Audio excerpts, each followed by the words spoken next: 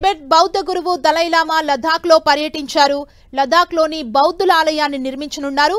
బౌద్ధులకు పవిత్రమైన చోకాంగ్ విహారానికి దలైలామా శంకుస్థాపన చేశారు.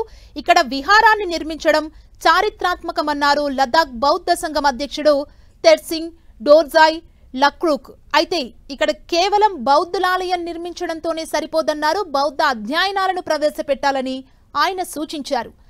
చోఖాంగ్ విహారం శంకుస్థాపనని బౌద్ధులు పెద్ద ఎత్తున దీనికి తరలివచ్చారు. దలైలామా ఆశీస్సులు పొందారు. అనంతరం ఏర్పాటు చేసిన సాంస్కృతిక కార్యక్రమాలు ఆకట్టుకున్నాయి.